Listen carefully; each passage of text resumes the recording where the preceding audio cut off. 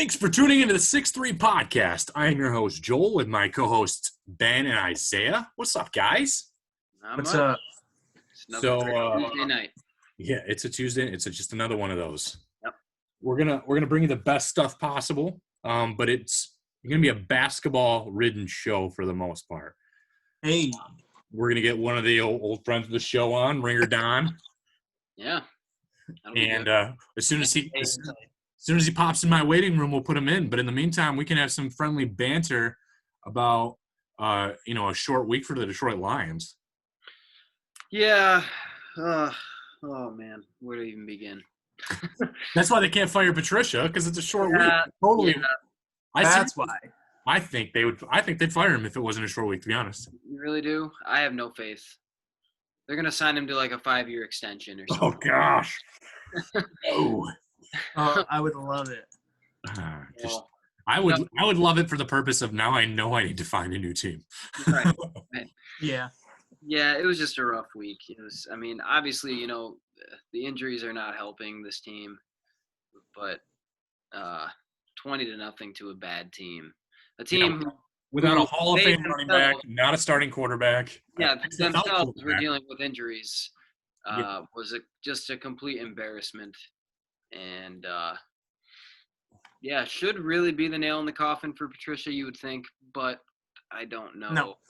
I don't know if that's going to happen. I mean, again, I still don't think they'll do it this year, or during the season, I should say. But it certainly, this game would be one that you could point to and just be like, look, it's not working. Like, it's not going in the right direction. You could make arguments, I think, for Patricia probably up to this point, which I think we have made some. I think all of us have made some, compelling arguments towards maybe finding a way to keep him. But after last week, it's just not working. It's unfortunate. I think everybody wanted it to work, but it's not working. It's not heading in the right direction. So you gotta make a change. Yeah. Well, we'll talk more about that pretty soon. The Ringer is in the waiting room, so we're gonna pop Don on. Sweet. And Isaiah, that means you're gonna take over the show because this is your forte. Your map. Oh goodness. Oh no! Prep, quick! You're gone. No, I'm just bringing. Okay, we're good. All right, cool. Here we go.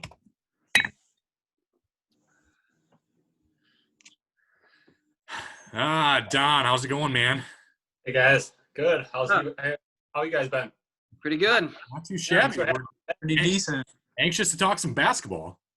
Yeah, no, said a lot of action going on lately, so it's kind of good that kind of had that dull moment after the finals, and then picked right back up as soon as free agency started. Yeah, it's been kind of wild draft, fun draft. Actually, enjoyed watching it and everything, so it'll be good. Pistons GM that doesn't know when to stop. There's just a lot of excitement. Yeah. Impressive. How he operates. I like it. Yep. Yeah. Well, I mean, let's just start off. So, the NBA draft obviously happened I believe it was Wednesday, maybe Thursday. Yeah, Wednesday. It was a draft. I think me and Joel were talking about it earlier, that it wasn't last year where it was just the Zion lottery. Like, it was actually like an even keel first round. Like, there was a lot of variety and people that went kind of in a mishmash order because there wasn't a clear cut, this is the best person ever. Like, the top 3 were really good. You could have interchanged any of them. There was some surprise in the top 10. So, let's just go around the horn. Start with you, Don, then head to Joel, and then Ben, and then back to me. But, were there any surprises kind of in the lottery for the draft with you? Was there anybody you thought that went too high or too low? Or, what were some of the things that stood out?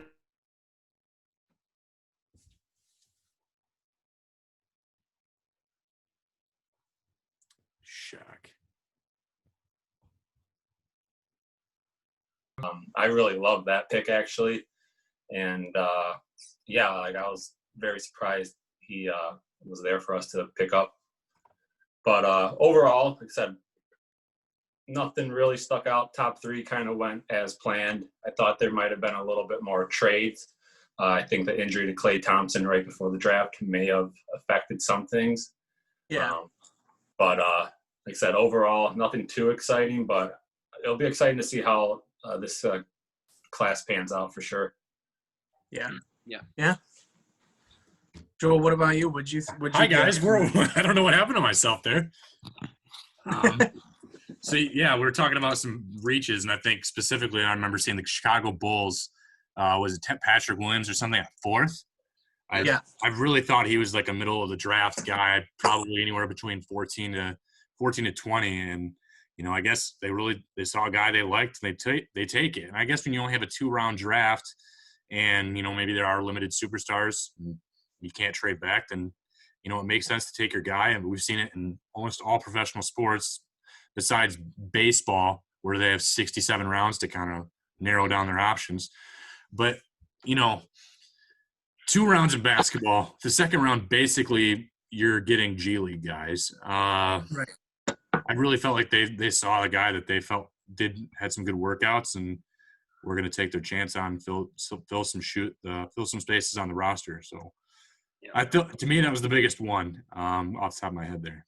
Yeah, I mean, I would agree. I think that's pretty much what everybody's been talking about. I mean, in the weeks leading up to the draft, he started to really skyrocket. So what that tells me is he really did show out in the workouts and stuff that maybe a lot of fans didn't see, because I mean the man averaged like 9 points a game off the bench for Florida State. So that doesn't scream lottery pick to anybody.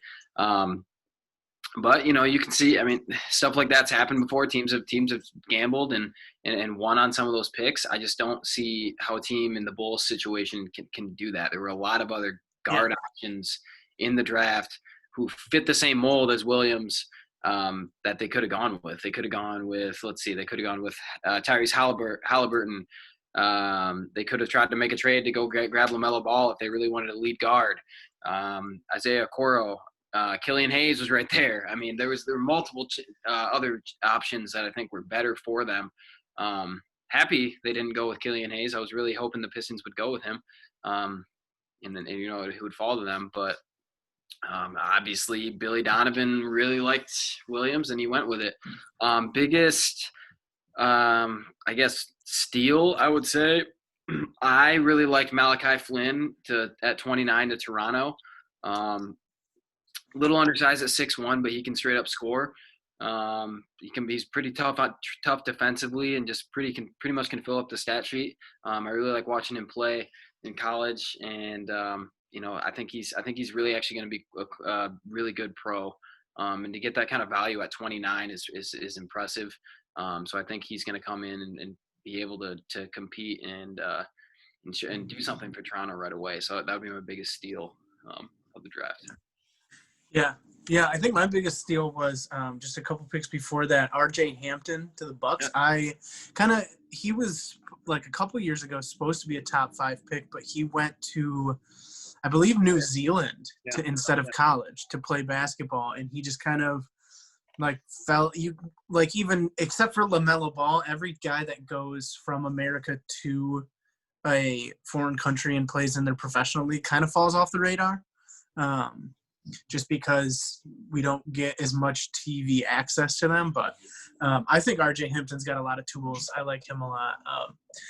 The Bulls pick surprised me. It didn't necessarily I didn't think they were going to pick someone like Tyrese Halliburton, because I think the Bulls really want someone that's going to produce soon. And having Kobe White and Zach LaVine at the guard spot starting, and they pretty much, unless something crazy happens to Kobe White in his second and third year, they're going to keep him at point guard. And Zach LaVine is really the only all-star level talent they have. So he's going to stay at shooting guard. So I thought they were going to pick a forward. I just didn't think it would be, Patrick Williams. I thought they were going to go with Obi Toppin there, just because he's explosive and he'd get some eyes on Chicago, and they love getting eyes on them. But I just was really, really happy with how the Pistons drafted. Don, like you said, I was surprised there weren't more trades at the top. I thought the Bulls were going to try to reach up and get one of those other guys. I thought the Warriors would have, I honestly thought the Warriors and Bulls were going to trade picks, and maybe the Warriors were going to try to get a younger player from Chicago just to extend that window now that Klay Thompson's hurt and Steph Curry still deals with injuries his whole life. But if they weren't going to trade, James Wiseman was the obvious pick, and makes them really scary just having like a hopefully legit big man. But the Pistons just drafted really well. Killian Hayes is awesome at number 7. I could have seen Obi Toppin going there too, but I'm not mad at either one. And then trading to get Isaiah Stewart and Sadiq Bey. Like, I love Sadiq Bey. I think he's awesome. I really do like Isaiah Stewart too.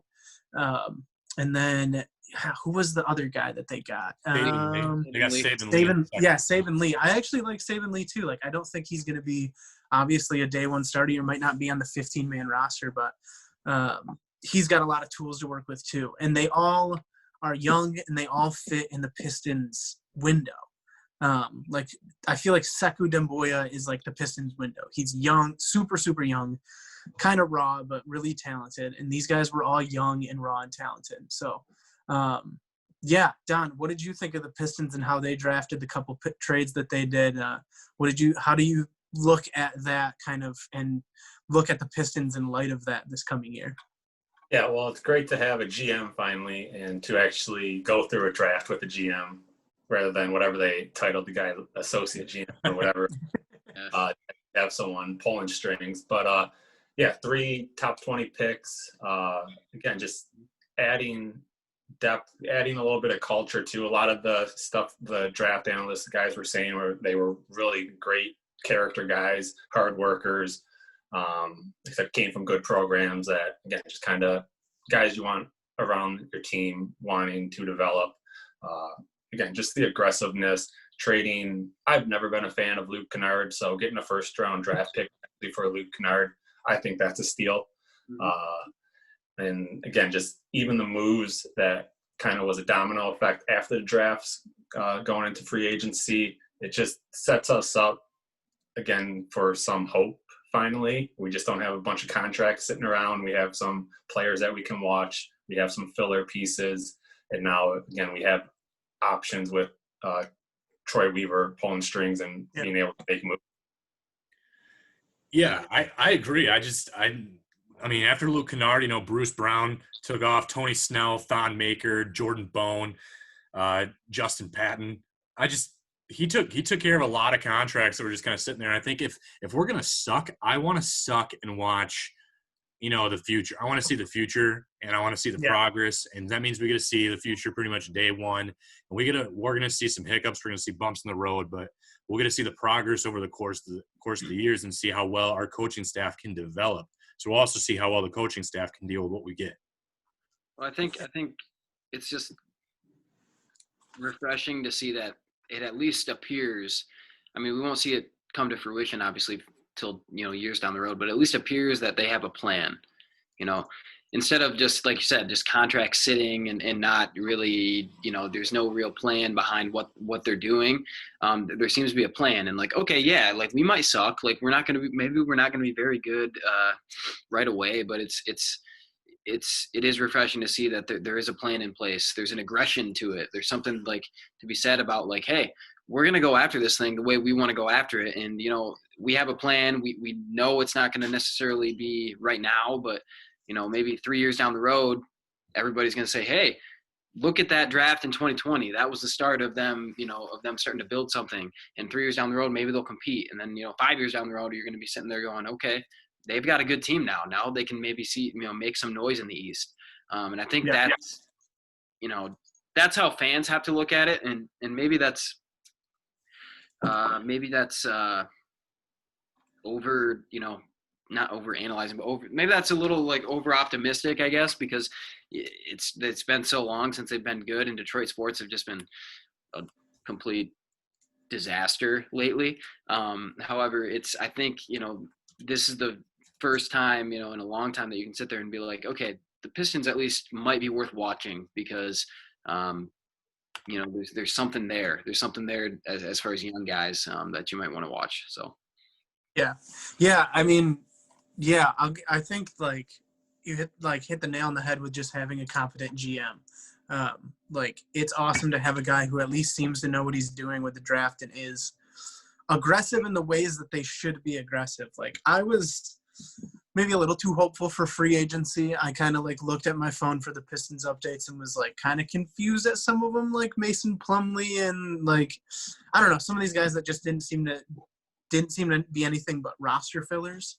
Yeah. But then again, like the place the Pistons are, they don't need anything except roster fillers. Like they just need to fill a roster, have these young guys. And I'm kind of happy that they don't have the roster spots filled with these like guys who are demanding time because of how big their contracts are, so that the young guys can play, so that they coaches don't feel bad and the GM doesn't feel bad for leaving a Mason Plumlee on the bench or leaving one of these guys on the bench who's going to have to take minutes from a rookie or a second-year guy or third-year guy. But yeah, it's really nice to see them being aggressive in the draft, which is where they should be aggressive. And yeah, just like being smart about it too. Like they didn't really give up much and they didn't really reach on any of the guys. They picked pretty solid guys who will hopefully turn into good production. And I just think the only thing now is I love Dwayne Casey as a coach. It just depends on how he can develop this talent. Like I said, I think he's a great coach. I think he's an underrated coach just because he's on a really bad team. But I haven't seen him, I guess I didn't really pay attention when he was in Toronto, but I hope he can develop talent. Like I hope as a coach he can develop a lot of talent and make things good. So with what Ben was talking about and kind of expectations for the next year, we'll go around one more time. And yeah, starting with you, Don, like what do you expect from the Pistons and kind of like maybe a little bit like the Eastern Conference as a whole, but in that Eastern Conference, in maybe not looking at the very top of it, but that middle to bottom tier where the Pistons were this year and hopefully are going to be this coming year. What do you expect from the team next year? Well, I'm going to backtrack a little bit before I hop into that with the Dwayne Casey, because I was actually living in Canada for the last 5 years before moving out to Grand Rapids, so got to see a lot of the Toronto Raptors. Hey. Dwayne Casey. I mean, if you just think of the guys that they had on their team when they just won the championship, Pascal Siakam, OG Anunoby, Norman Powell, Fred VanVleet, all those guys essentially were the ones Dwayne Casey developed. So, I mean, he did win the Coach of the Year before he got fired, which is kind of weird, but right. Yeah, tenure there was just up. So I'm happy to have him as well. I think he's going to develop those guys, and I think we picked those guys to kind of fit his style. He seems like a very no-nonsense, more, still a player's coach, but definitely connects with the players and gets the most out of them. And yeah, like I said, I'm also a pretty big fan of Mason Plumlee. I mean, if you think about it, he was essentially sixth man or second big man behind Jokic and Millsap on a team that made it to the Western Conference Finals and was the number 1 seed the year before that in the West. So you're gaining that experience, gaining that player, and I'm pretty sure we got him at an actual pay cut because his last contract was huge. Yeah. So yeah, he's big, athletic, mobile, kind of that rim protector. And yeah, I'm not expecting the Pistons to be over 500. What I am happy about is that we're not going to be teetering on that 8th seed just to get swept in the playoffs and then get nothing out of the season except a mid-level draft pick. At least if we do make the playoffs, we're getting experience because we have young guys. And if we do bad, which kind of expected, we're in the development stage, we can add more ammo to the fire in the next draft.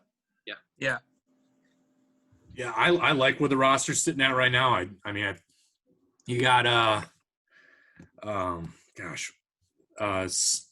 Sviatoslav, and then you got Derrick Rose, who I don't know if Derrick Rose is going to start. I wonder if they like keeping him kind of as a sixth man. They should. I think they should as well. And then moved. Yeah, ideally I would like to have him moved at least by the beginning of the season. And I don't know if Blake Griffin. Isaiah doesn't think so, and I, if I'm honest, I don't think he will either. But Blake Griffin, if he goes off at the beginning of the year, will someone bite on that contract? Probably not, but it's wishful thinking, Yeah. So, obviously, Chris Paul's contract was deemed untradeable. How many times he's been traded? Yeah. Now, same thing with Harden. They said his contract now yeah. I mean, we'll see. It should be fun. Yeah. And then Okafor as a center. And to me, there's quite a bit of depth there with Dedmon and Plumlee as well. I like that depth. I imagine those three guys will probably make the 15. Sadiq Bey is going to be a good development project. Sadiq Bey, like I said, is going to be we've all said is going to be a good development project, and I think he's going to have a bright future with Siku and Jeremy Grant. I like him too. I think they've got plenty of like good second pieces, and I think this year we can't really expect anything, but it's going to be nice to see again the progress that can be made developing this young talent. Yeah, I mean, if I would agree, it would be if they stink, it's not going to be them like sitting there, between 9th, 10th, 8th. That's the worst place to be in the NBA. It's literally the worst place to be because you have no chance.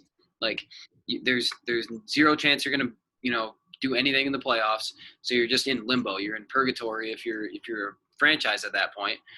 The only time that might be okay is if you've just been decimated by injuries and you're actually maybe a good team.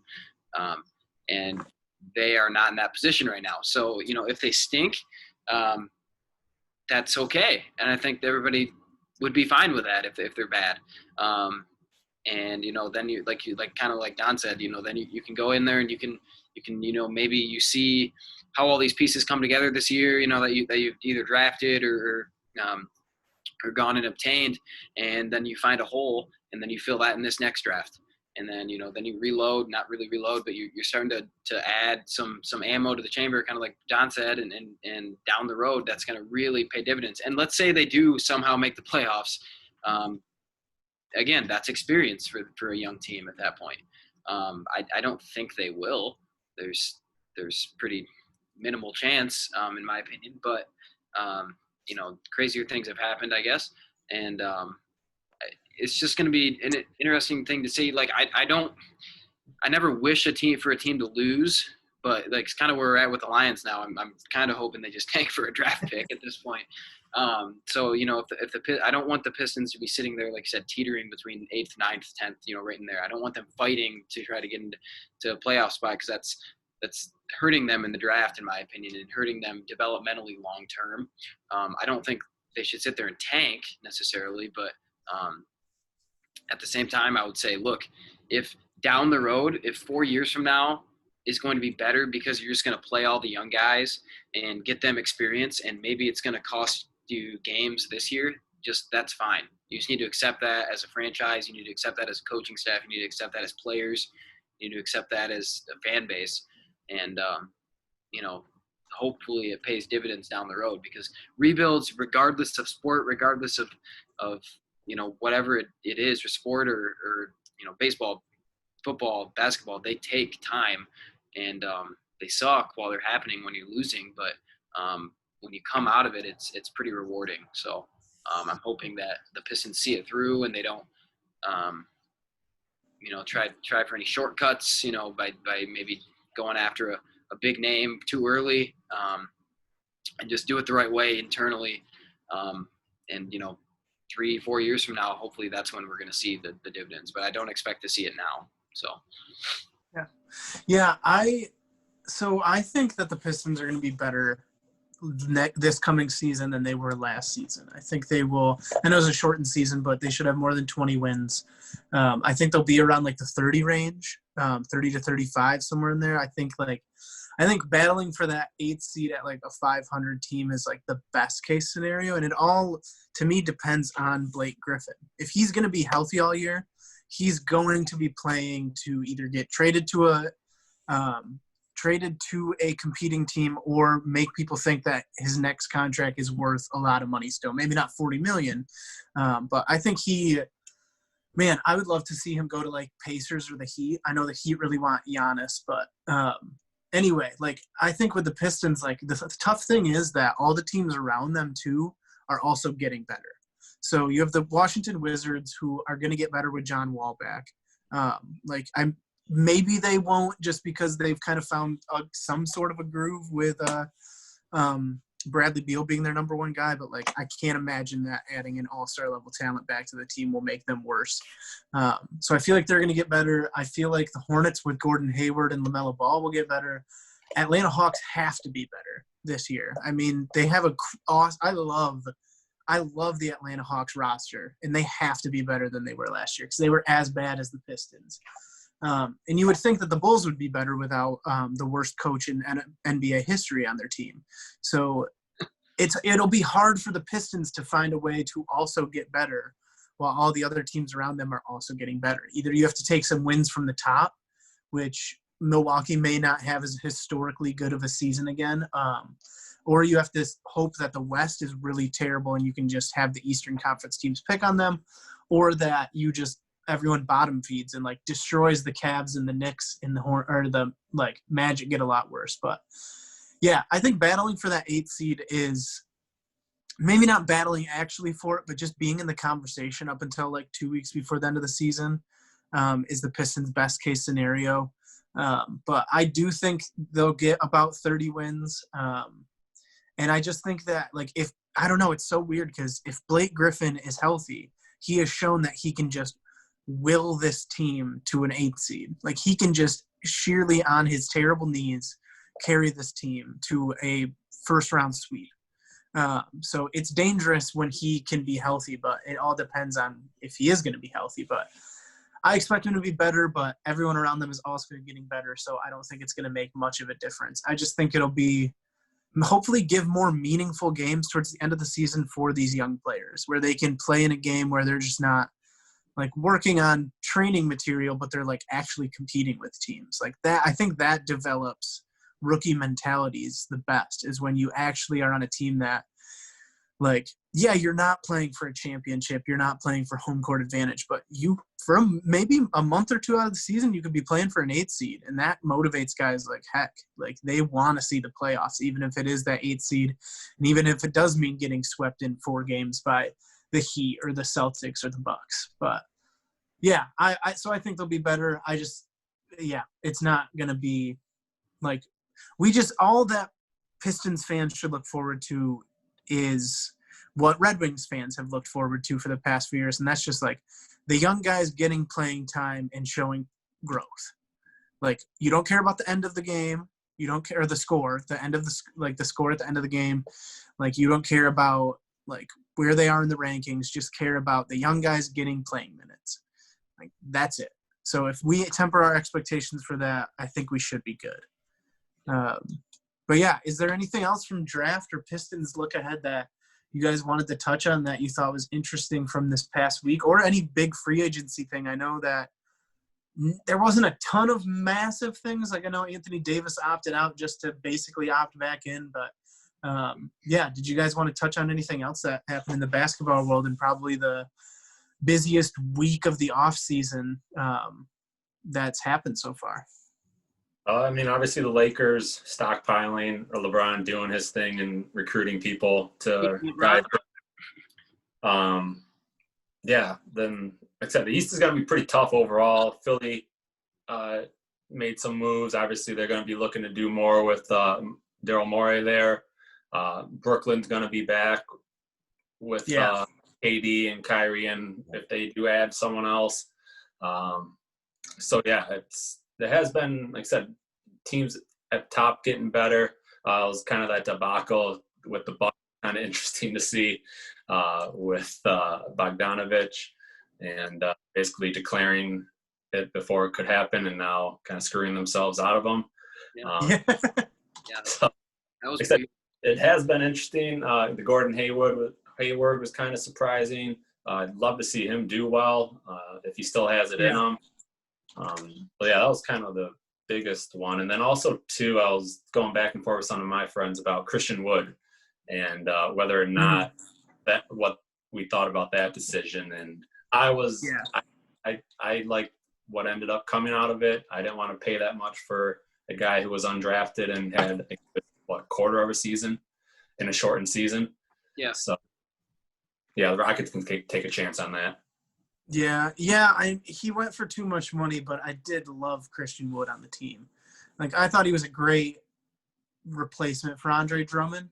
Like he doesn't do everything that Andre Drummond does. Like he doesn't get 20 rebounds a game. But I did like Christian Wood a lot. But yeah, for that price point, I'm okay seeing him go. But yeah, the Bucks were really interesting in just like the moves they made of like if it will actually pan out and keep Giannis there. Like obviously they're trying to keep him there. Like you can't say that they're not giving an effort and changing things around massively to try to keep him there. But I guess that's a question I have for all you guys. So I know it's looking way ahead, but do you guys think that Giannis Antetokounmpo signs with the Bucks or moves to a different team next year? I think he's gone. So He's north of the border. yeah. So I think deep in his heart he would love to stay with the Bucks, but I just don't think he sees it. I just don't think the Bucks have the allure that can keep him there.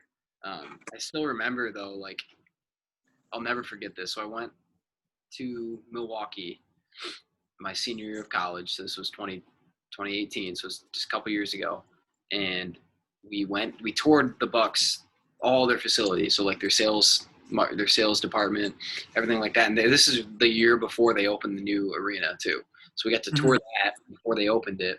So we got this whole thing, and like all their marketing, like everything was Giannis. Like Yeah. they Oh yeah. didn't have a single other player. They might have had like Chris Middleton like on some poster somewhere, like hidden in the back, but the whole thing was Giannis.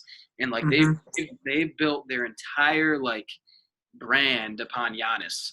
And they, you know, even like their sales, like their ticket sales guys, when you would talk to them, they'd be like, oh yeah, you know, it's pretty easy to sell stuff when you got Giannis.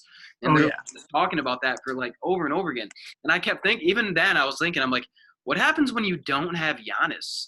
Like what happens when he's gone? And I was like, I just don't see them.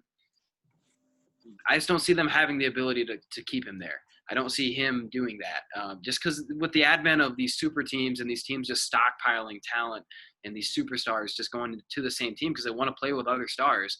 And, you know, if one team does that, in order to keep up, the other teams have to do that. So it's just that's what's happened. And that's just kind of what the NBA has become, which is it's great. I mean, it's I don't have a problem with it. I just don't see Giannis sticking around. So. Yeah. Joel, what do you think? Well, yeah, I agree. Like, yeah, I don't think he stays. Again, like, I think there's a bigger market that the fans will even pay a greater respect for one of the greatest players and are in the last several decades. So, yeah, I don't think Milwaukee can hold him just for, like Ben said, the allure to go to another market that's bigger and maybe even more appreciative. Yeah. Yeah, I expect him to be wearing some shade of red, whether it's Milwaukee or Miami, maybe Toronto. Those would be my top two. Yeah. I'm saying Toronto brings back DeMar DeRozan since he'll be an upcoming free agent, and pulls in Giannis as well and creates their kind of super team up north. Yeah, which it's gonna bother me so much. You're gonna move back to Canada and leave us then for that fanship, huh? Yeah, I just think like so. One of my favorite NBA players and has been for a couple of years, ever since he put the clamps on Damian Lillard in the first round of the playoffs, is Drew Holiday, and the Bucks got him, and I love that signing. Like I like him a lot more than like Bledsoe or one of these other guys that kind of he fills the role of, but. If Giannis leaves and Bledsoe or Holiday just gets stuck in Milwaukee with a bunch of scrubs, like I'm gonna feel so bad for the guy. I've wanted him to be on a competing team for so long. Like I want him to be like on one of the LA teams or like the Celtics or the Heat or someone, just because he deserves to be in a big market where his name is known because I love his game. But yeah, I would feel so bad for the guy if he comes to Milwaukee He's there just to keep Giannis there. That's the funny. Like he is there right as a. You know, a draw for Giannis. You know, that's why he's there. So that would suck if Giannis goes and then he's just like, well, I know. So hope we didn't sign. Yeah. But like Don said, if DeRozan goes to Toronto, I think that could even be a bigger draw than what Drew is there in Milwaukee. Yeah. Well, then you got Zach and no, I think botched go ahead. their GM's name. Nasir, I'm not even going to try to say it. But Oh. yeah, apparently him and Giannis go back. Yeah. Okay. Yeah, I would not be surprised. Those would be my top two teams. I think obviously Miami's got, I mean, it's Miami, first of all. And, they've obviously shown the recent success. I think a lot of NBA, teams and players around the NBA are starting to realize, hey, like, Miami's got it figured out as far as culture, as far as, just a team. Spoelstra's got something going there. Pat Riley clearly knows what he's doing. Like they've got an idea of how to do things the right way and how to continuously be successful in the NBA. So I think a lot of players want to be a part of that. So I really would not be surprised if a guy like Giannis said, okay, I'm going to go join the Heat.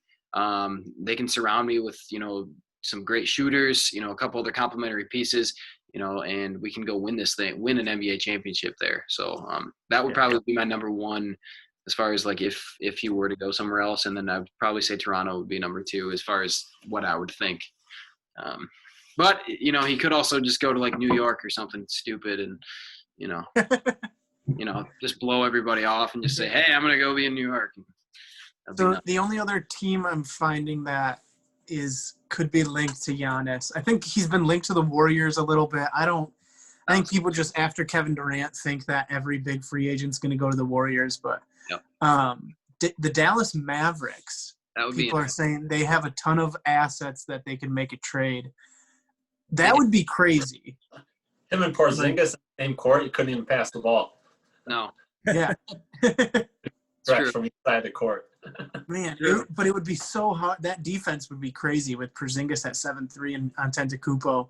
But yeah, I don't know. I don't know if that's possible, if they could actually do something like that, or if that's just an internet article that I'm reading. But yeah, man. Well, like I said, crazy week in the NBA. It's still kind of going on with some last bit of free agency stuff and starting the season in less than a month, which I'm really glad that they're not waiting till after the new year like LeBron James wanted them to. I'm glad Adam Silver is sticking to his guns and starting before Christmas. But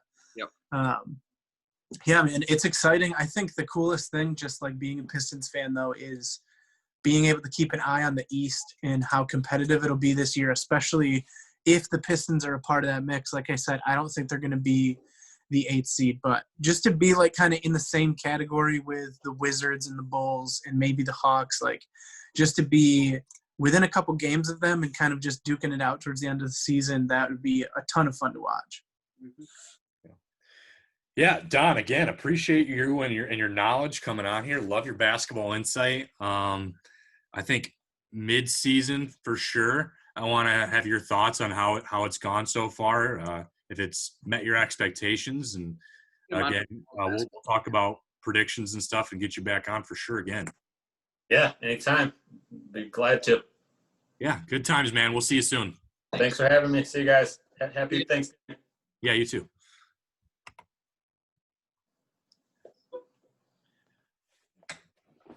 So, good stuff again from the Ringer Don. Yep. Yeah. And I'm really sad that I missed the first thing of what he said when I went off there for a minute. Isaiah, you're hosting, and I must really just like making you host. But Hey, that's okay. I'll pick up the slack. I'll pick up the slack for you. You sure did in that segment. But yeah, we can get back here to the Lions. I know that's always just a great, positive, joyful discussion. Yeah, I know, right? Can we just skip? But the Lions and the Texans, which, in the beginning of the season, we probably expected the Texans to annihilate us anyway on Thanksgiving. The Lions always play pretty well on Thanksgiving anyway. Even when the Texans, what was it, 2012, they played each other on Thanksgiving too. And that's when they had like Arian Foster and Matt Schaub at quarterback, but they were still 10-1 in that game. Yeah. And we only lost by a field goal. So we always put up a fight no matter how good that team is. Even when the Patriots on Thanksgiving, when the Patriots were doing good with Tom Brady, I think we beat them. We beat them up pretty good. So there's always something to look forward to. And again, Thanksgiving football, it's going to be different this year. So I may get to have more focus on the game than family this year. might as well. That's gonna Me be. too. Might have the same Thanksgiving. I don't know what we're doing yet, Ben. I haven't paid attention. My wife will tell me that. We're going over there, but we'll probably be watching it together. But yeah, We'll hold hands. yeah, exactly. Yeah. You know, I I really hope that the Baltimore and Pittsburgh game is good because I really don't have much hope for the other two games. Like Dallas and I would love Washington to beat Dallas because I love Dallas fans being miserable, but I don't think they're going to be either. I think the only thing that will make the first two games good is just because all four teams are bad. So hopefully Lamar Jackson and the Ravens are not frauds and can actually show up and make a good game out of the Steelers, but I don't have high hopes. They've been really bad lately. Lamar has gotten figured out. He can't do it. They can't. I mean, stop him. Yeah, I mean it's the thing than with I expected though. I mean, I really thought he was going to be after his rookie year when he was good last year. I thought there was maybe another year or two left before teams would truly be able to figure him out. But it seems like they've got something figured out. So I don't know. Yeah, if it's Harbaugh needs to re-scheme it for success again. He's just the new awesome athletic quarterback. Like Colin Kaepernick was dope, and then everyone figured him out. RG3 was awesome, and everyone figured him out. Michael Vick took the longest to get figured out.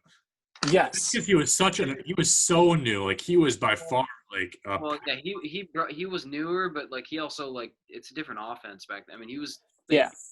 They were running I formations. I mean, it was different back then. You weren't doing the same.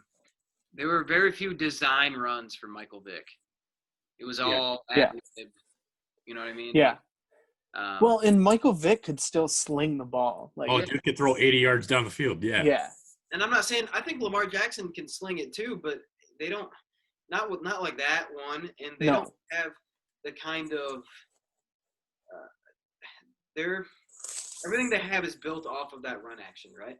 And that's great when you're able to run the ball, but they haven't been able to diversify enough of a drop back passing game. And you have to have that in the NFL.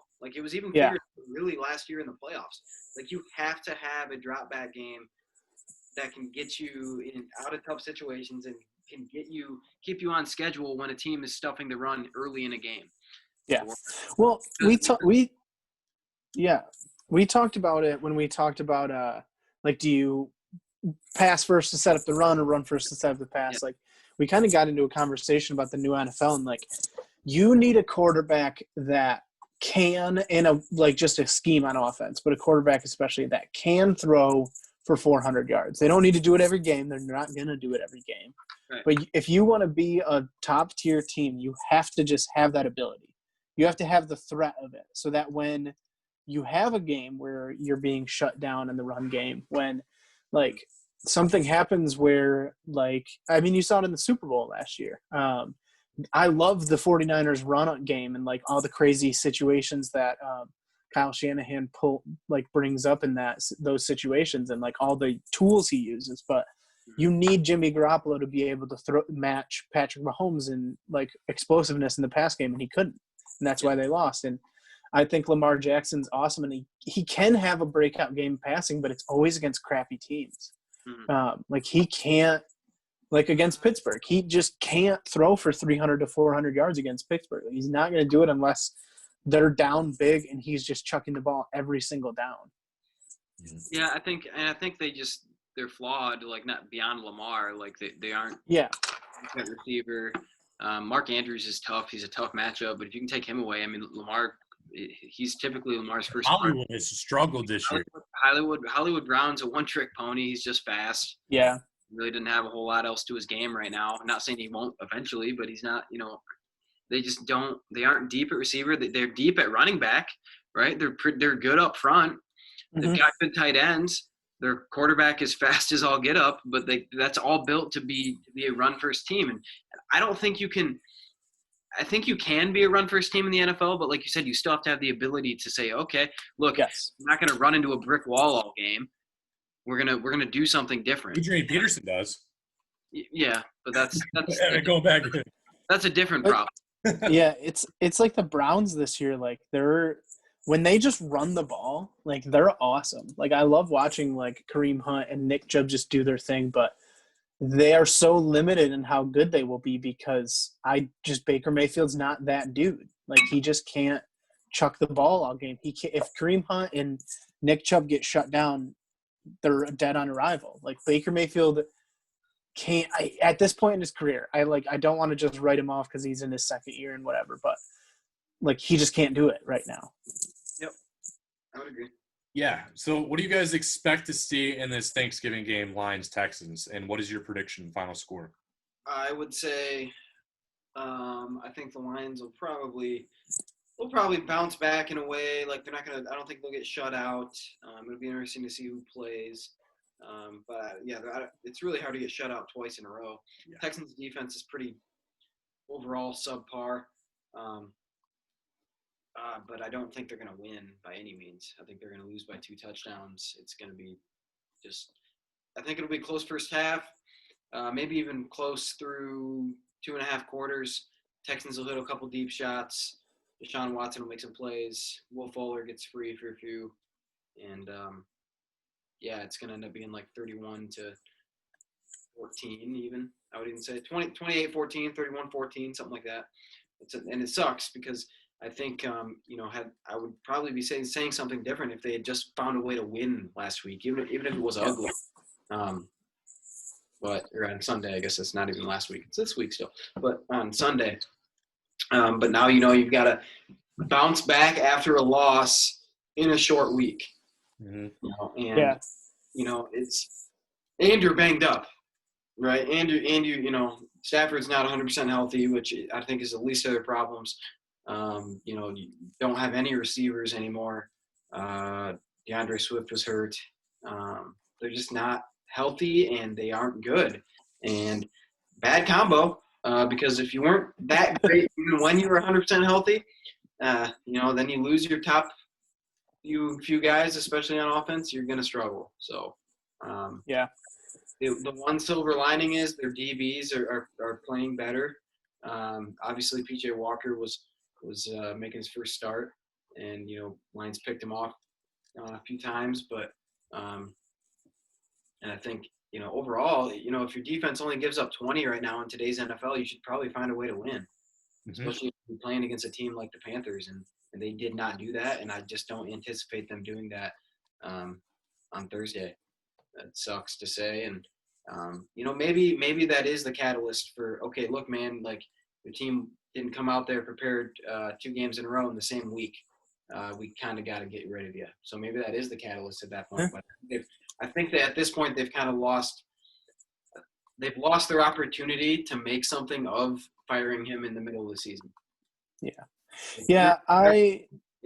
ahead.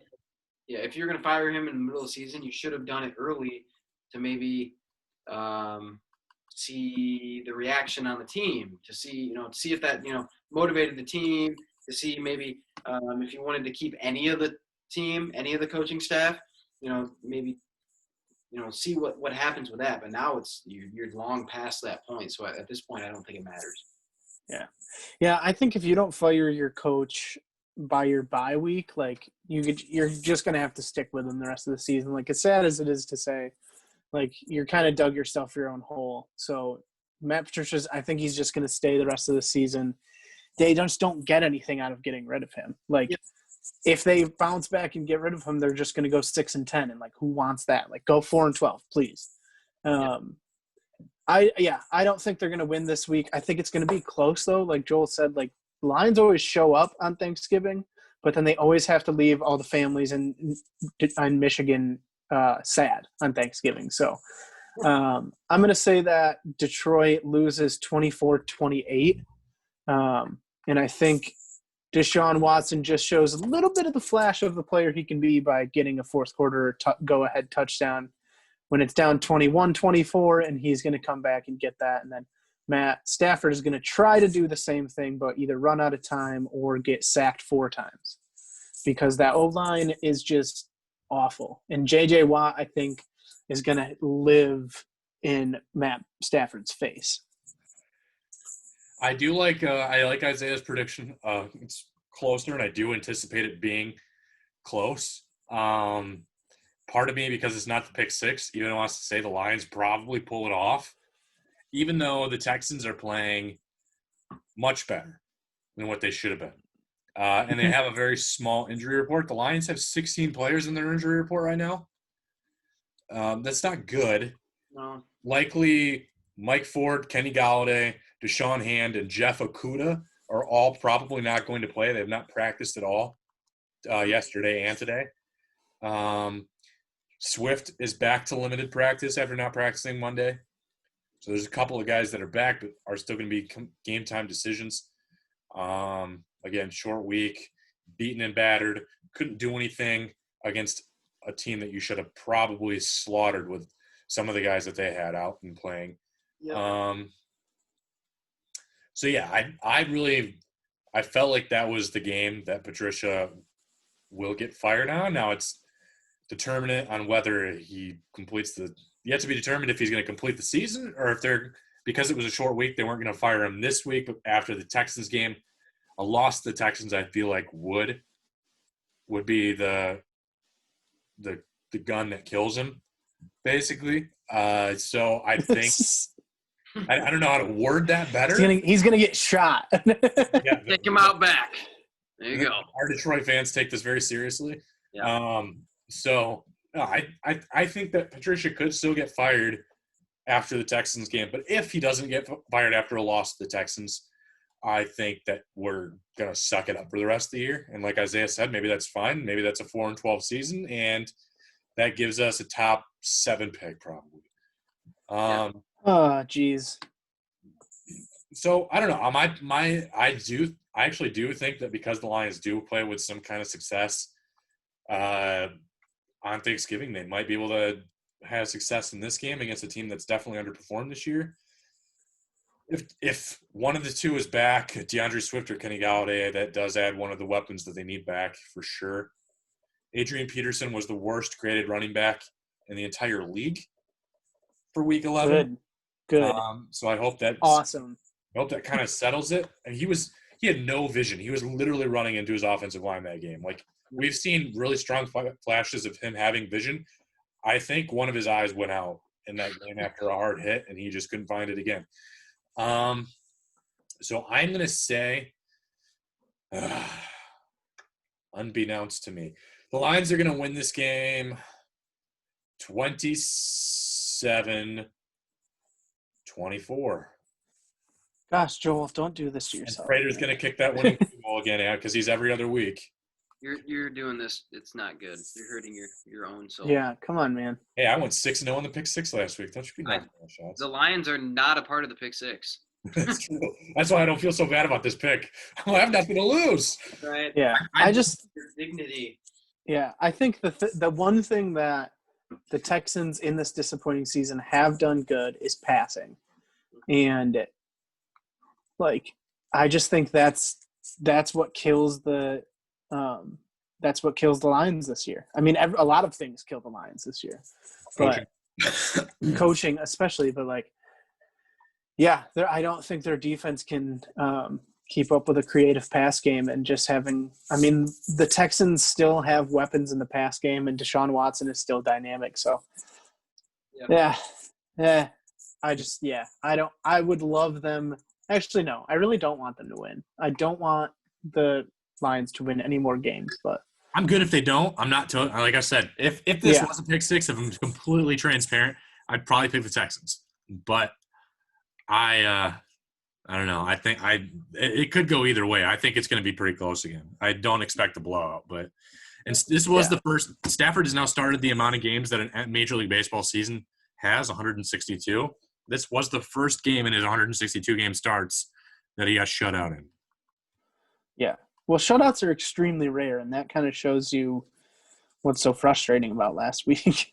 Yeah. We did it against an average Panthers defense. Panthers defense isn't good. They're not bad, but they're not good. Yeah. They were tackling a lot better. Spielman was saying. Yeah, had they gotten shut out to the Steelers last week, I'd have been like, that makes sense. But, yeah. I mean, come on. Even the Colts, they put up 31 points against the Colts, and the Colts. Exactly. It was a fluke game. Yeah. And it was really hard to watch. But it was terrible to watch. Yeah, let's go to a more positive note. A triple Yeah, overtime Michigan by won. Michigan to Rutgers. Woo. We're not gonna say at the beginning of the season that if this was a triple overtime win against Rutgers that we'd be happy about it. But I'll take a win at this point anyway. I'll take anything. Give me your scraps. So the benefit. Okay, so when you go to triple overtime with Rutgers, the only thing you can be happy about is one that you won, because a loss would have been like so much worse, right? And they did figure a few things out, namely offensively. Yeah. Well, I really don't think Joe Milton was that bad in the start, but he just wasn't. Was it just me, or did it look like they ran completely different offenses though? No, it wasn't. It wasn't. Oh yeah. Different offenses though. It wasn't though, because if you Really? watch, it's literally Joe Milton's problem, and it is his problem. He locks in. He's enamored with the deep shot, right? He is enamored with taking that shot because, one, I mean, about half the time he probably can make the throw. You know, even that back shoulder throw he made to Giles Jackson in the first quarter. Oh, yeah. Great throw. Incredible throw. Wasn't caught, but, like, I mean, that's incredible, right? Most QBs can't make that throw. The one he dropped into Jackson's breadbasket right there, he's running the wheel route. Great throw. Most QBs aren't making that throw. Problem, though, he locks in on those kind of throws. So, like, on that back shoulder one, he makes a great throw there, and Jackson maybe could have caught it, but that's a tough catch because it was pretty good coverage. He had I think it was Chris Evans wide open right over the middle. Oh, I did, yeah. Oh, God. Wide open. It's like, look, Yeah. man, you just have to eventually take what the defense is giving you and live to fight another play. You can't take a shot every single play. And I think Michigan does, when Milton's in there, try to take advantage of his arm strength. So they run a lot more, the deep outs, some more vertical shots, which makes sense. They should. But with Cade McNamara, it's look, he's making the proper reads. His first play of the game, corner comes off a blitz. He quickly checks to it and flips it out to Mike Sandersfield for a first down. Like, Milton was not making those. It was very methodical when McNamara went in. And it was just simple. Like, he wasn't doing anything out of the ordinary. He wasn't doing anything incredible, right? I mean, he hit the layup. He hit the easy pass, on his second pass to Johnson deep, when he's wide open. You don't overshoot it. Underthrow it, if anything, because he's that wide open. Just make the game simpler. And I think that right now, that's what Michigan needs. If Michigan was a more talented team, so where they could, rely on their defense. If Michigan was the team they were having, the Stardust and Hayes and Mayfield in there, like, that would have helped immensely. Just have immensely. Because I noticed that in the first game when all those guys were healthy, also Milton was able to not focus necessarily on one guy. Obviously, he likes to throw deep, but he was making second reads. It seems like he was making the one read and going with it. So I think I actually was disappointed after the first game in Vastardis, so I think that's kind of a wash between him and Carpenter. Zach Carpenter. I think it's kind of Carpenter blocked well, yeah. I think Carpenter was fine, especially for his first start, but missing your two tackles hurts a lot. Yeah, it kills you. Well, especially because Josh Gaddis's offense, even with Shea Patterson, and even before Josh Gaddis, they love rolling out. Yeah. And you cannot roll out if your tackles are bad. Like, you can't do it in Madden, you can't do it in real life. Right. And I think, any team loses their two starting tackles, you're going to be in a world of hurt for a while. And I think that hurts the running game. They love running, some pin and pull at the edge. And I think that's typically their bread and butter run play. And, that's kind of removed when your tackles are just getting blown off the ball. They started to go back to some of that this last week when they had some success. But really their base run play this last game was just a dive right up the middle, because that's what it's simple, and that's what they were able to execute. And I think what this team and this offense needs right now is a guy like Cade McNamara, who's just going to go in there. He's not going to do anything spectacular. He's going to be accurate with the ball, and he's just going to run the offense and keep them on schedule, right? They don't need hard. They don't need difficult throws being made right now. They need something that's going to keep them on schedule and keep them ahead of the chains and keep them out of 3rd and 15 all the time, which they found themselves every single game since Minnesota, especially because I just don't think they're going to be able to run the ball great against most teams. They're just not going to be able to because their two guards are not very good. And Stuber is a good guard. He's a good guard, but he's not a good tackle. Yeah, he's a bad tackle. He's a bad tackle. Yeah. Yeah, it's good for him that he has that positional flexibility. But if he's at guard, then maybe Bastardis or whoever's at center doesn't look as bad, and then Filiaga doesn't look as bad. If it's all in place, you're probably okay there. But if you got three guys out, I don't know if they wouldn't listen to me, but Joel Honigford played 19 snaps in their expanded. He was an extra tight end. He was number 85. Yeah. Yeah, and he actually did very well. He blocked very well in the specific spot. So I wouldn't hate if Honigford played tackle and then they removed Zint because Zinter's actually been not good. I think he's still just a little underweight. So I think he's got another year where he's got to add 15 to 20 pounds, and I think that's their concern with him because I know they're high on him, and they see him now as like, okay, he's still very mobile. We can use him as a blocking I tight just end. would like Stuber at his good position guard, and then I think that helps with Because I even think Stuber, given enough tape, I think he could even be like a late round NFL pick at guard. Yeah. I just don't think he's not a tackle, and that's unfortunate where we're at right now. And with how often that we run between the tackles, though, we need Stuber to get that push also at his guard spot. Yeah, I think they have too many holes. They have too many holes right now. But I think they figured a few things out on what they can do on offense right now. And I think McNamara I don't think he's necessarily the answer. Like, he's not the savior, but I think what he does well is what Michigan needs right now.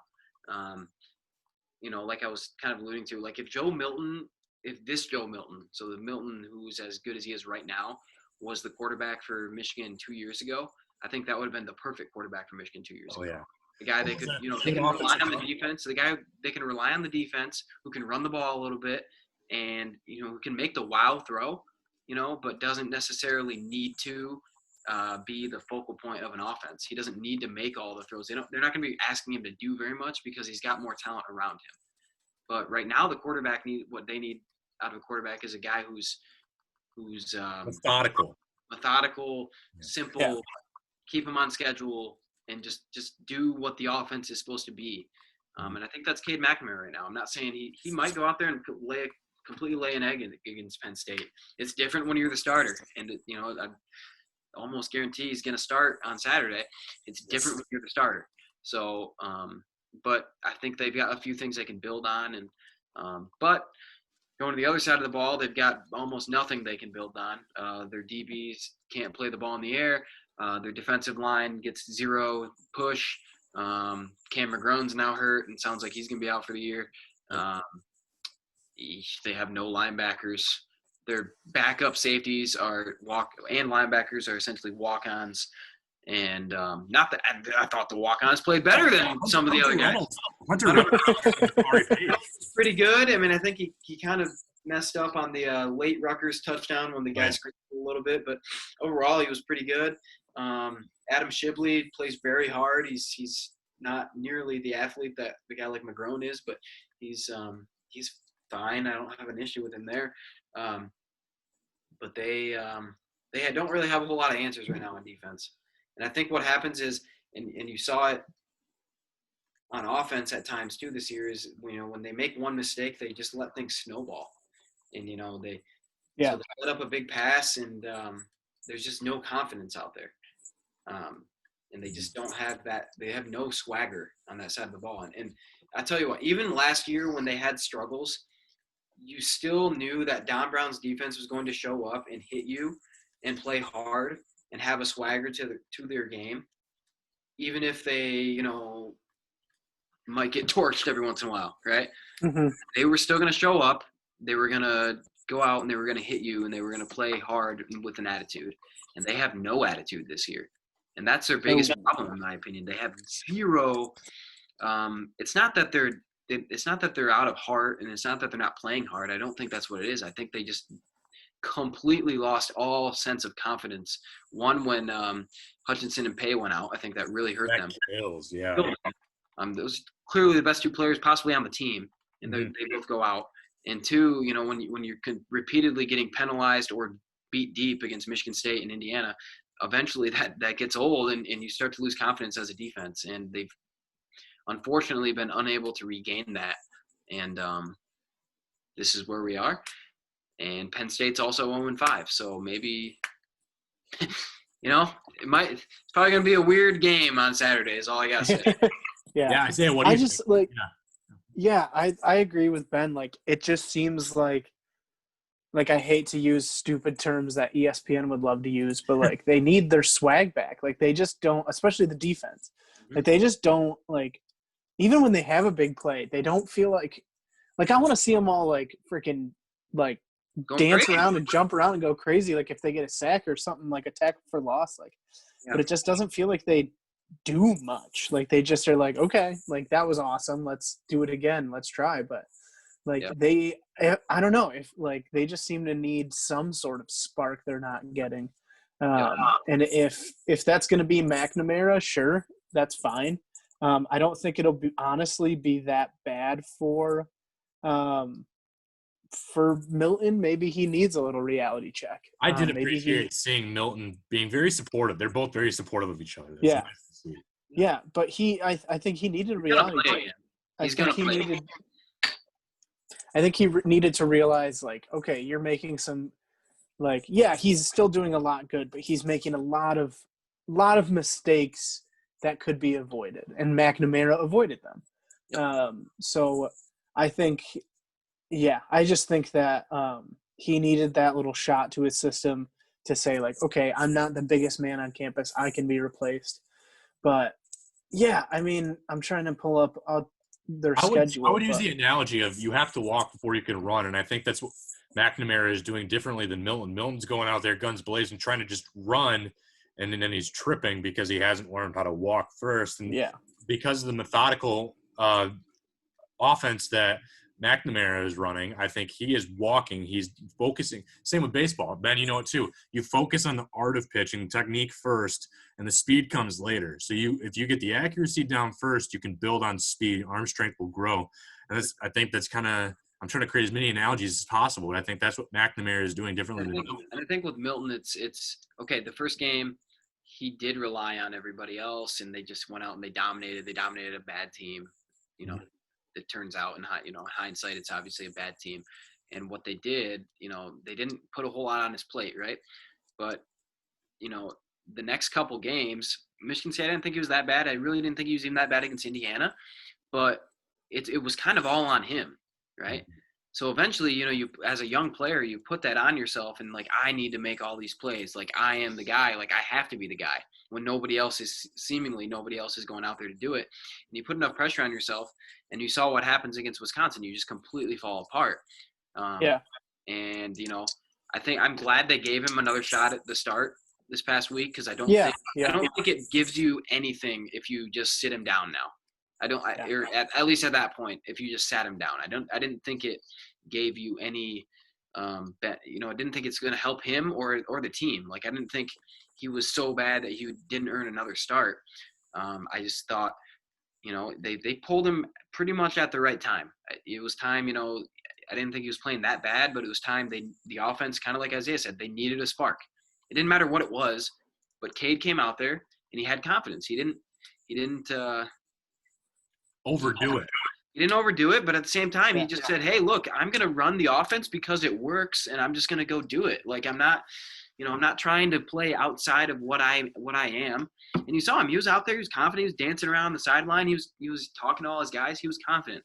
And that's what was missing from that offense. I like seeing even pre-snap adjustments. I think that's another thing that Milton kind of went away from. He was doing that. He actually did quite a bit of pre-snap adjustments versus Minnesota, and maybe because Minnesota's defense was easier to read. But I just felt like lately he's kind of he's stuck with the play. He's not audibling. He's not changing a route by a slot receiver.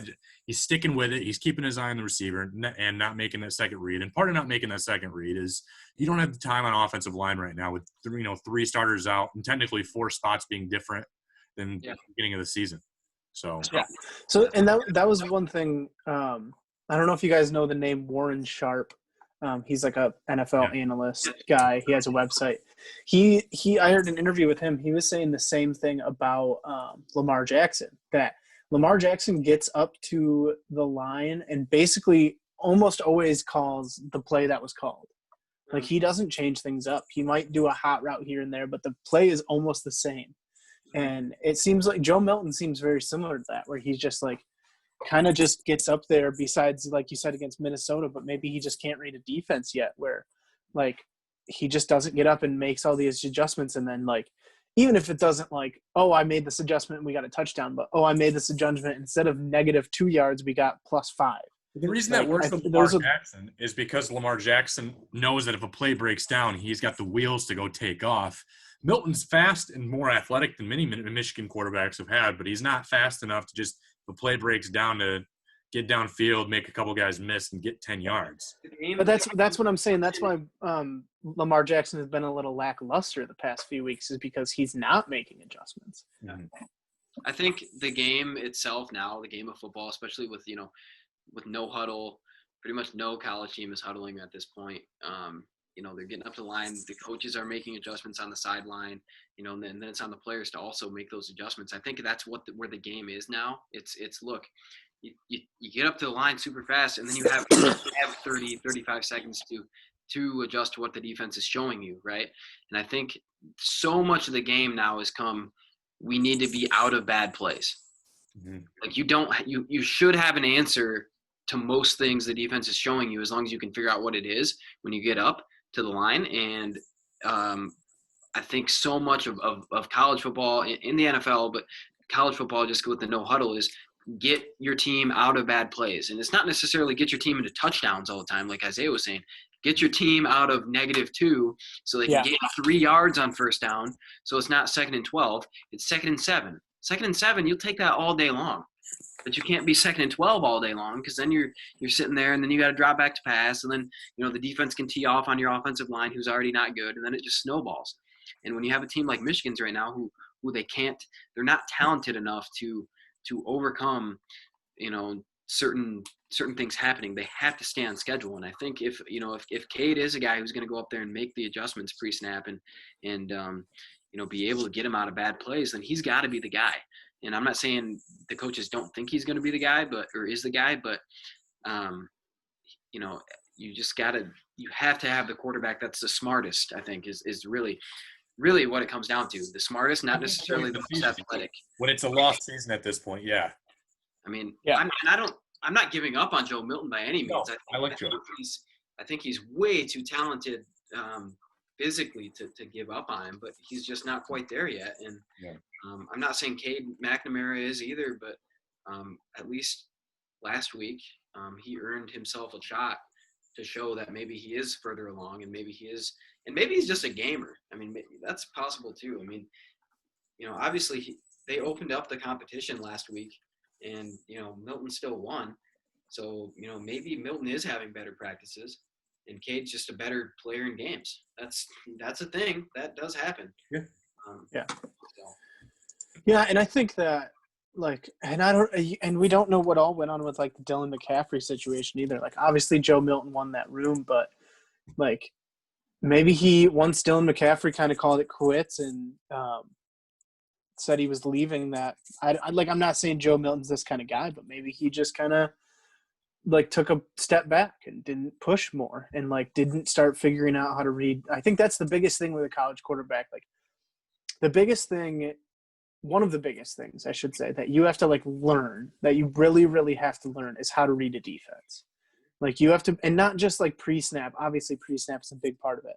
But just, like, post-snap, like, just reading the eyes of a linebacker and reading a safety over top, whether he's leaning right or leaning left. Like, and I think that's one of the things that with quarterbacks you can't take breaks on. So I wouldn't be surprised if Milton maybe, like, knew that the job was his, took a break, and maybe that's why he's making a few of those mistakes. And a backup's not going to do that. A backup's going to work till he gets a starting job, and Cade McNamara is that guy. Score predictions for this week. Yeah, it's going to be a weird game.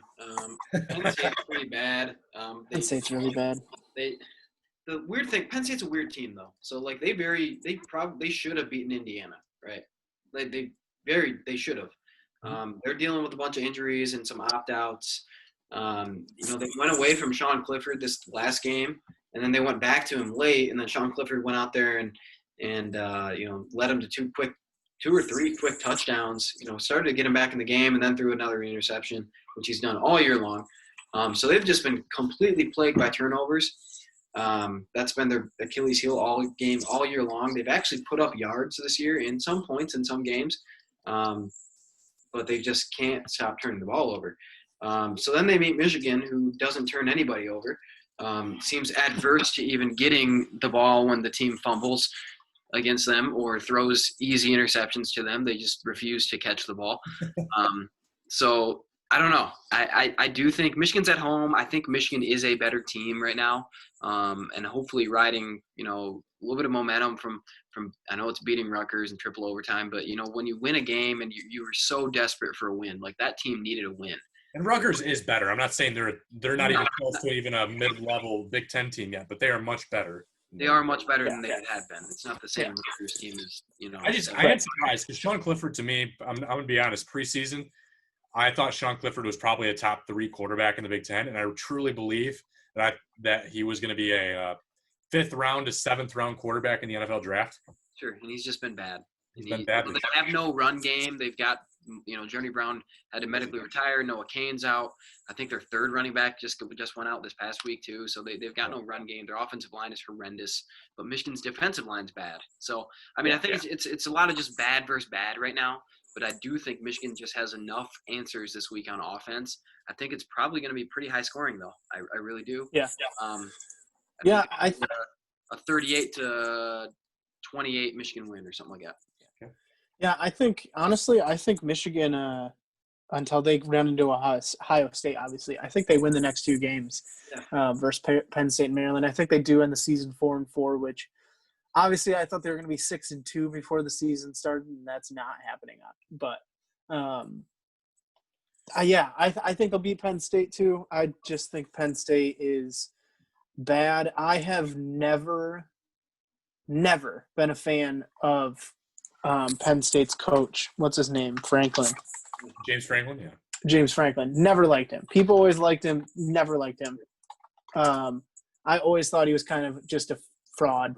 But terrible in-game clock management. Yeah. Oh yeah. No, I've never liked him. I think he has had a lot of success off luck of like late game winning things that aren't a coach's fault, but is a player's fault. But yeah, so I'm kind of okay with them being bad because I thought they've been kind of fraudulent for a while. But I think Michigan beats them. I think Penn State's just not good this year, and like not good as in like they've run against tough competition, but just not good. Like they're bad. And I think Michigan, like they realize after a win at Rutgers, like, hey, maybe we're not that bad. So maybe we're just like a decent team that plays kind of bad sometimes. So I think they'll win. Yeah, I agree with Ben. I think it'll be a little high scoring. Neither defense is really that anything to write home about. So I'm gonna say 30. I'm gonna say 31. No, not 31. That's a weird score. 30-42. Michigan, yes. All right. Well, yeah, I believe that Michigan's defense is still a fresh, smelly pile of poop. Yeah, correct. And I don't think they should have gained much confidence from the last game, but I think the offense is riding momentum. I think they've kind of figured out how to move the ball. They've stuck with a running back for once. That was fresh. That was nice to see.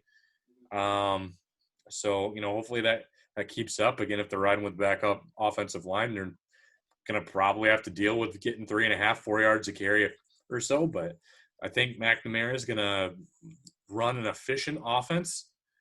I don't think they're really going to blow it up that much, though. I still think it's going to be not in the 40s. But that was also 3 overtimes. Okay, so I'm going to say I think I will not be surprised if Penn State wins this game. I wouldn't either. I will preface No. that. I would not be surprised. But if Penn State does, it's because the same old stuff happens with Michigan. Not finishing drives, terrible, dumb penalty mistakes, just dumb things that it's like it's clear that they aren't an organized or well-coached team. That's what would happen. So I want to say that their big flaw already was their secondary, but now losing 3 of their stud front 7 guys, like that's pretty big. Like if you do not have Aiden Hutchinson, Kwity Paye, or Cam McGrone. Paye and it sounds like Paye and Ryan Hayes have a chance to play. Oh, I see. They're always really hush about those injuries. You have to dig deep to find that stuff. You know a guy, don't you, Ben? You gotta pay for a subscription. You're texting Nick Schoenberger, aren't you? No, I'm not. But gotta pay for. I can get that number. But I think Michigan. I think they are going to ride the momentum on offense, and I think they're going to run methodical drives. I think hopefully this is a game where, for once, they have more offensive snaps than the other team. Yeah. Ooh. And I think as long as they've got McNamara back there, I really believe that they can just move the ball down the field a little bit, stick with the running back. Maybe Haskins gets 5 yards a pop. I think this game is going to – I really don't think Nordine can hit more than 2 field goals in a game anymore. I don't think any of their kickers can. I think they hit 1, and I'm going to say this game is going to be 31. I don't think that's such a weird score. 31-27, Michigan. All right. Sure. We'll see how that goes. Sure. All right, so the pick 6, I now have a 5-game lead on second place, 7 games on third place. Wow. So it was a good week for me this I past took too many chances. Good for you. knew I should We're all have. so happy for you. Well, I'm happy about my monologue, and so will you. Yeah, I'm so excited. Anywho, this week, let's see. We'll start with the Washington football team versus the Dallas Cowboys. We'll go with I'm Washington. going to go with the Washington football team. Yeah. Alex Smith, man. They got a dub last week. He's going to be riding high. He's played pretty well lately, actually. Dallas is not very good. I mean, I know, they won. I think Washington is playing with some confidence, and Washington won too, so. I know, but Washington's playing with some confidence. Alex Smith is starting to, get in a groove a little bit here. They do have some weapons. They've got some good receivers, good defensive line. I think Andy Dalton gets annihilated at least once by Chase Young. So, Washington like 31-24 or something like that. I just think like the Cowboys with Andy Dalton are a team with a not great defense, an injury-ridden offensive line, a good running back, and good wide receivers. They are the Cincinnati Bengals from 3 years ago. Surprise, Andy Dalton. There's the one common denominator. Yep. Okay. Well, it sounds like you guys are both going Washington. I'm going Dallas. Okay. I'm trying to see if I can spread the lead a little bit more. I don't feel safe about it. You guys are too smart. So yeah, Dallas. As long as we don't see Ben DiNucci, I think we'll be fine. Hey, I'd love to see Ben DiNucci. Well, that would help you guys get your This young tit really did some damage. Ben DiNucci. Yeah, I hope they do. So yeah, I'm picking Dallas. I think they have a competent enough offense, and I still believe that their defense on paper is not ugly. I don't know what's going on, to be honest. So I guess it's going to be a close game. Like I agree with you, Ben. I think it really will be within 7 to 10 points. Good divisional game, but you're going to fight for a losing record in the NFC East to make a playoff spot. That's going to be fun. I'll go Dallas, and then we'll move on to number 2 here. Tennessee Titans at Indianapolis Colts. Colts. I think it'll be a very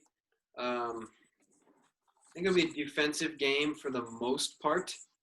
I think the Colts just have the defense to kind of hold Derrick Henry in check a little bit. and I think they'll just do just enough on offense. I think it's going to be a close game. I think it'll be like a 21-17 type game, 20-17, something like that. I can see that. I am gonna pick. I'm picking the Colts as well. Yeah, I don't. Ryan Tannehill. I thought he was something special early on this year. I don't see the consistency. I don't think Derrick Henry's going to get what I want him to get done for my fantasy team done this week. So Colts just are figuring out a way every single game. They're beating some pretty good teams. They're not. They don't look like a fraud to me. So and I know Titans are probably a playoff team too, but I really believe. I think the Colts can win this game by 10 points. Oh, I guess it's gonna be consensus. I'm gonna go with the Colts too. Man, yeah.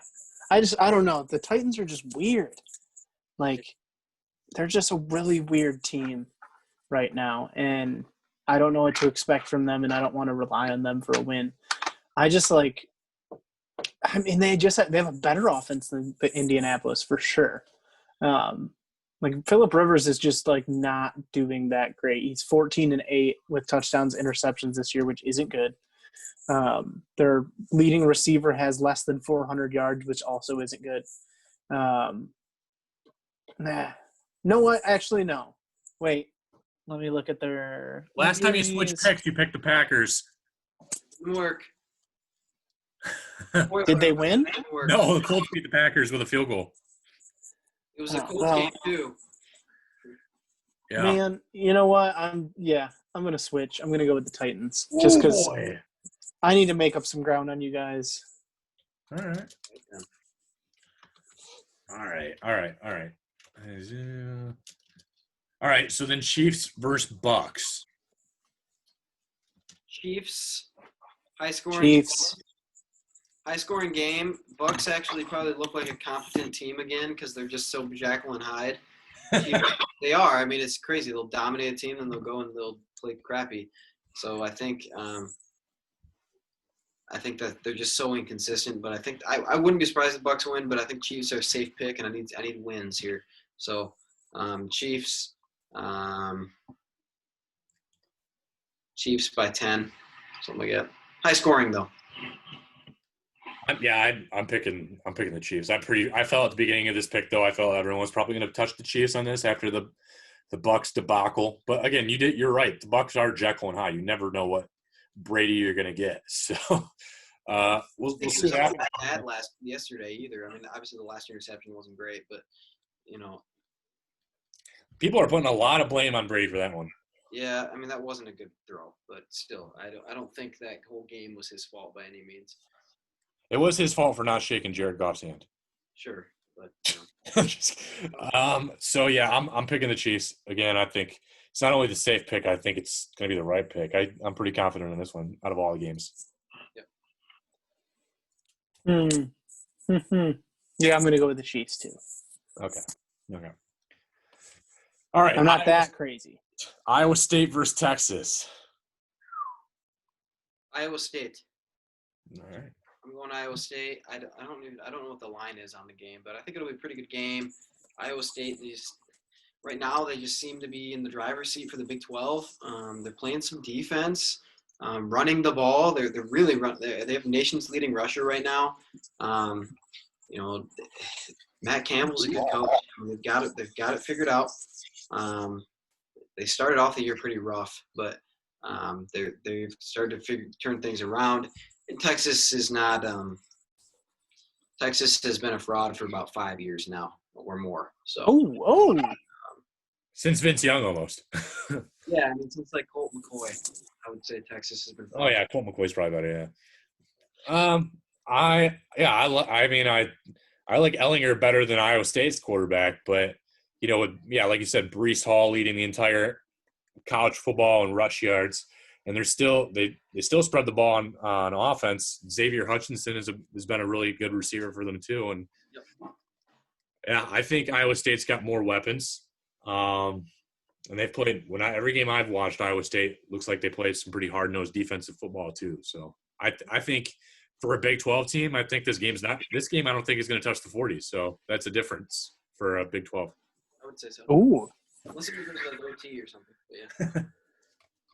Yeah, I'm gonna go with Texas actually. I think Texas has to always have like a win each year where people are like, "Ooh, Texas is back," and it's gonna be this week. So, All right. Well, then let's go Colorado and USC. I'm gonna go with FC. I've watched them a few times this year, and it's like they're in a close game that they really shouldn't be in a close game with because their talent is far and away better than the team that they're playing against, but they're always in a close game. So this will probably be a close game, and but quarterback play makes a difference here. Keaton Slovis is good, so. Keaton Slovis has looked. I mean, he didn't play He didn't play. I mean, they're still young in their season, so obviously that's why his numbers don't really match up with all the other teams. I misremembered that, but yeah, Keaton Slovis has looked good when I've caught his game. But I mean, the Buffalo have got Jarek Broussard at running back, and Broussard per game right now is also, he's rushing. He's averaging insane, 170 yards rushing per game right now against other Pac-12 teams. So. Colorado can run the ball. It's going to be if they can stop. UFC can stop them. Slovis is good. That's a tough game. I'm going to go Colorado. I'm gonna go with the University of Southern California. SoCal. All right. Is that who they are? Yeah. Yeah. The Trojans. The Trojans? I've never heard of them. Whatever. Reggie Bush, Matt Leinart. What? Who? Oh, okay. Who are they? What? That guy who got his Heisman taken away? Oh, yeah. Solid. So the last one's kind of probably the most unique pick six we've had since we've done pick six. But basically 7 of the 14 Big Ten schools for men's basketball is kicking off this week are in the top 25, and they're all playing kind of lower level, I would say, basketball schools. But I wanted just a yes or a no. Do at least one of those teams in the Big Ten in the top 25 get upset on Wednesday? No. No upset. I'm also going to say no. I believe that there is a fat chance, but part of me thinks someone's going to pull through. I mean, this early in the season, sometimes these rankings are more jacked than we really anticipate them to be. It's true. So I wouldn't be surprised. So here's my thing. I wouldn't be surprised. It's just a safer pick to say no. There are some of those teams that these Big Ten teams are playing that aren't bad. Even Bowling Green's not that bad. Michigan's playing Bowling Green. There's some teams that aren't terrible. Michigan. Eastern's not very good. But there's some teams that aren't terrible. But, They're not awful. So I wouldn't be surprised. And who knows how many of these teams, like, Michigan State couldn't practice for a period of time because of COVID. Some teams had like these long layoffs mid, normal practice time because of COVID, and some teams didn't. So it's kind of like let's see who was able to maximize their practice time more than anything else at this point. So I think I wouldn't be surprised if something like that happens, but I just don't. It's safer to say it won't, and I need wins. So yeah. I need wins a little less. So I'll just take a shot and stab in the dark and say yes. All right. It is 7 games. You got a lot of variance there, so you got a chance. You got a really good chance. I feel honestly though, if you expand it to just the Big Ten in general, I bet one of those Big Ten teams loses to one of those scrubs. Yeah, probably. But Well, all right. Yeah, Isaiah, what are you thinking? Oh yeah, no, I don't think that any of the top Big Ten teams are going to lose. Just because, like, even though they haven't been waiting to start, like they're coronavirus, man, they're all pent up and ready to go. So yeah. All right, good stuff. All right, getting some difference, except for one game where we went all Chiefs. Kind of figured they, but we'll see what happens. I'll plan on seeing you guys next Tuesday, and we'll see if I pulled away a little bit more, and we'll see how the Thanksgiving weekend went for you guys. yeah. All right, see you soon. See you guys. Yeah. Have a good Thanksgiving, guys. Kidding.